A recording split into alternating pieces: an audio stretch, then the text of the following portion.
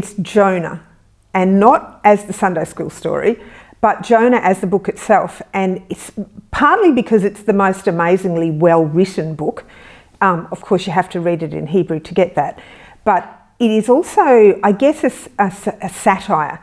And I really enjoy the humour that's in that story. But it's the story I go back to. You know, when I'm having an argument with God about something, which we all do, and I'm resisting, and I think about Jonah sitting there, you know, being angry with God and very disturbed by what God had asked him to do, I go to that space and I think, well, I can have this argument with God because he's incredibly patient. And so I can have that discussion with God and be assured that it's okay to do that, because Jonah, he didn't, you know, wipe Jonah out when Jonah argued with him. So, so that's why I like Jonah. It's good. My favourite stories in the Old Testament, I was trying to think through this question, and I was thinking at first about Genesis 1. I love Genesis 1. I love its kind of its massive opening. It's kind of like an anthem, and I've seen it used in church services since childhood.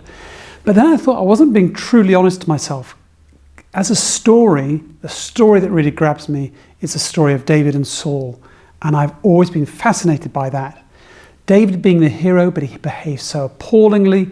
Saul being the anti-hero, but actually I understand and get him a lot of the time. I find that interplay fascinating. Again, there are lots of favourite parts of the Old Testament.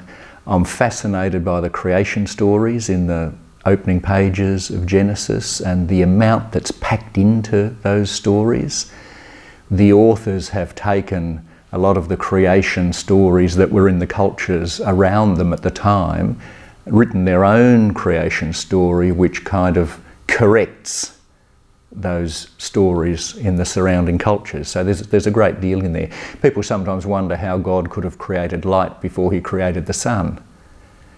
And that's correcting a sun-worshipping culture that was in the ancient Near East at the time. So just little kind of passing peculiarities like that have a lot of theology and meaning built into them when you start digging them out.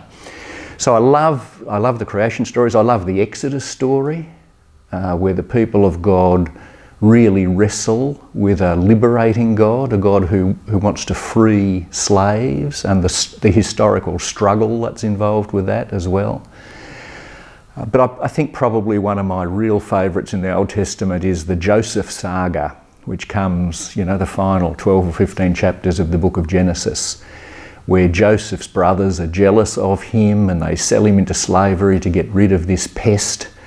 A famine strikes the land. Joseph ends up in Egypt as a slave and works his way up through various means to be the head of the Pharaoh's household. He comes up with a plan to rescue the Egyptians in the middle of a famine, and then Joseph's brothers and his father end up coming to Egypt to get food. They don't recognise Joseph. So in the end it all comes together and the family is reunited, but Joseph's brothers are worried that he will hold a grudge against them. And the story finishes with a marvellous phrase which is kind of one of the main themes of Scripture. Joseph says to his brothers, "What you did to me, you meant for evil, for harm, but God meant it for good."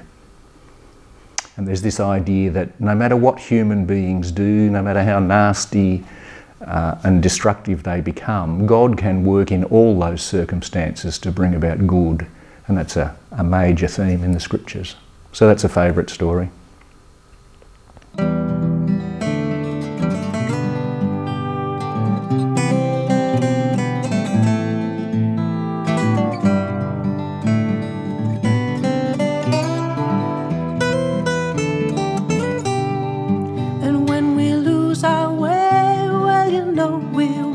We'll get there still.